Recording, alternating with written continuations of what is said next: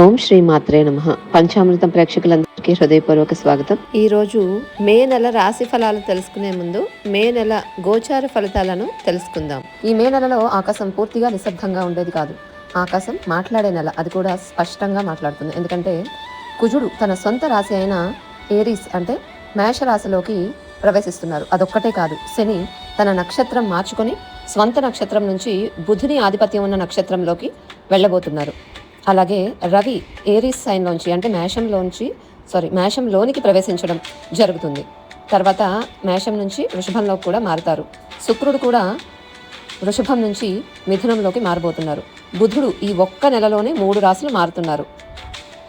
అంటే ఈ నెలలో 2 ముఖ్యమైన గ్రహాలు పెద్ద స్థాయిలో ఎనర్జీ షిఫ్ట్ అనేది తీసుకురాబోతున్నాయి. వృషభ రాశి వారికి చూసినట్లయితే మే నెల 2026లో మీకు ఒక ముఖ్యమైన మార్పు కనిపిస్తుంది. లోపల భావోద్వేగాలు, వ్యక్తిగత విషయాలు ఎక్కువగా ఉండే దశ నుంచి బయటకు కనిపించే వ్యక్తిత్వం, వ్యక్తిగత గుర్తింపు పెరిగే దశ వరకు మార్పు జరుగుతుంది.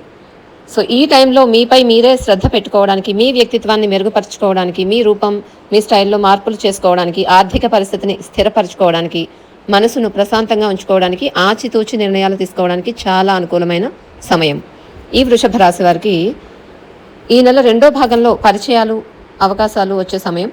ఇప్పటికే వీళ్ళు ఆల్రెడీ పరిచయాలు అంటే సంబంధంలో ఉన్న వాళ్ళకైతే మే 14 తర్వాత శుక్రుడు మిథునంలోకి ప్రవేశించిన తర్వాత మాటల ప్రాముఖ్యత, మాటల ద్వారా మీకు మంచి డెవలప్మెంట్ ఉంటుంది మీ యొక్క సంబంధంలో.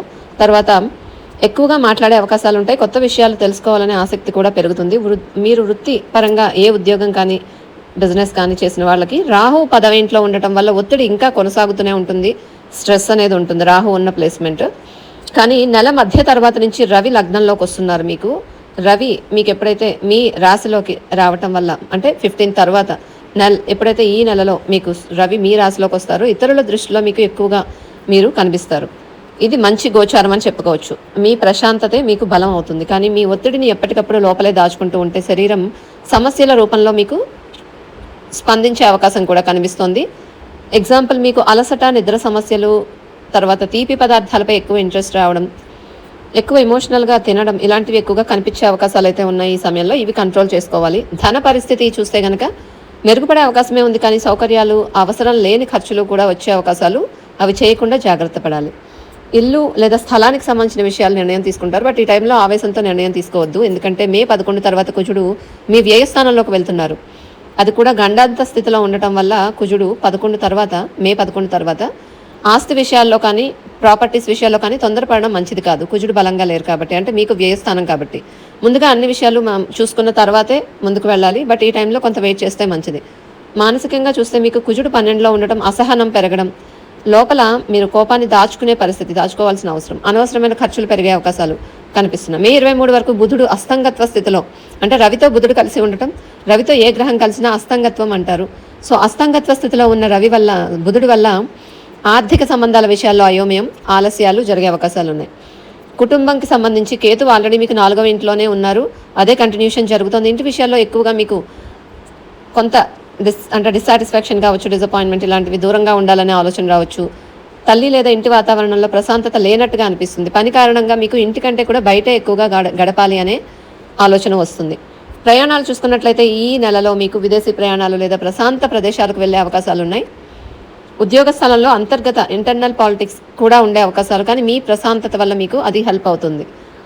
ముఖ్యమైన సూచనలు, పనులు నెమ్మదిగా ఆలోచించి చేసుకోండి. మీ చుట్టూ ఉన్న ప్రదేశాన్ని శుభ్రంగా ఉంచుకుంటారు.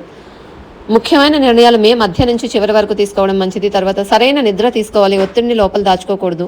సౌకర్యాల కోసం ఎక్కువగా ఖర్చులు చేసే అవకాశాలు ఉన్నాయి. కొంచెం తగ్గించుకుంటే మంచిది. ఈ నెలలో పరిహారాలు వచ్చి మీరు శుక్రవారం లక్ష్మీదేవిని ప్రార్థించడం మంచిది. మనసుకు ప్రశాంతత ఇచ్చి సంగీతం వినండి. ఇంట్లో ఒక పూజా స్థలం దగ్గర కూర్చొని ధ్యానం చేసుకోండి. మే 16 శని జయంతి రోజు కూడా దానం చేసుకుంటే మంచిది. ఇది అధిక మాసం. మే 17 నుంచి అధిక మాసం, మీకు జూన్ 15 వరకు, అంటే అందరికీ అధిక మాసమే. మీకు ఈ సమయంలో మీరు చేసుకోవాల్సింది ఎక్కువగా భగవంతుని ధ్యానం చేసుకోవడం మీకు శుభప్రదం. మే 12 to 23 వరకు ప్రత్యేక జాగ్రత్తలు తీసుకోవాలి. సమయంలో అన్ని గ్రహాలు రాహుకేతు మధ్యలో ఉంటున్నాయి. అంటే ఒక కాల సర్పదోష ఎనర్జీ వస్తుంది. కాబట్టి పనులు ఆగిపోయినట్టుగా అనిపించే అవకాశాలు, జీవితం ముందు కదలడం లేదు అనిపించే అవకాశాలు, పని కుటుంబ సమతుల్యం కష్టంగా అనిపిస్తుంది. ఈ సమయంలో రోజు కనీసం 15 నిమిషాలు మీరు 15 నిమిషాలైనా ధ్యానం లేదా మెడిటేషన్ చేసుకోవడం మంచిది. మేలో మీకు ముఖ్యమైన తేదీలు చూస్తే వృషభ రాశికి మే 1, 2 ధనం, ప్రయాణం, వ్యక్తిత్వం గురించి నిర్ణయాలు, వీటి విషయాల్లో మంచి నిర్ణయాలు, అంటే వీటి విషయాల్లో మీకు నిర్ణయాలు తీసుకోవడానికి ఎక్కువ మంచి సమయం, మంచి నిర్ణయాలు తీసుకోగలుగుతారు ఈ టైంలో. ఆర్థిక నిర్ణయాలకు మే 5 అనుకూలమైన రోజు. కుటుంబ సభ్యుల సలహాలు కూడా తీసుకోండి. మే 6 to 8, మే 6 నుంచి 8 వరకు సిబ్లింగ్స్తో మాట్లాడడం, చిన్న ప్రయాణాలు చేయడం వీటికి అనుకూలం. కొంత అసహనం పెరగడం మే 9 నుంచి కనిపిస్తుంది. మే 9 to 11 మధ్యలో అసహనం పెరగడం, ఎక్కువగా పెద్ద నిర్ణయాలు తీసుకోవడం మంచిది కాదు ఈ టైంలో.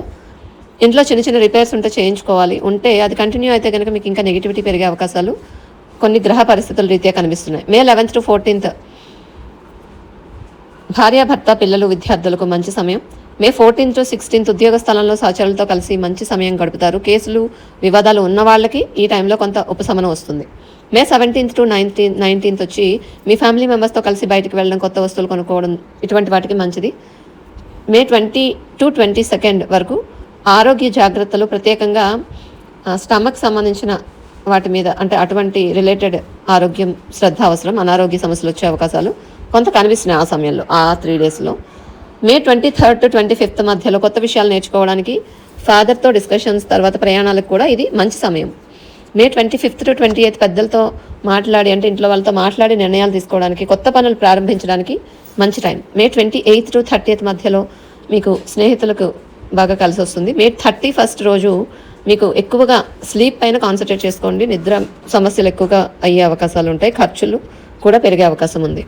మొత్తంగా చూస్తే ఈ వృషభ రాశికి మీకు ఒక ముఖ్యమైన లెసన్ అనేది చెప్తోంది. ప్రశాంతంగా ఉండటం అనేది బలహీనత కాదు, అదే నిజమైన స్థిరత్వం పెరగడానికి బలం అనేది.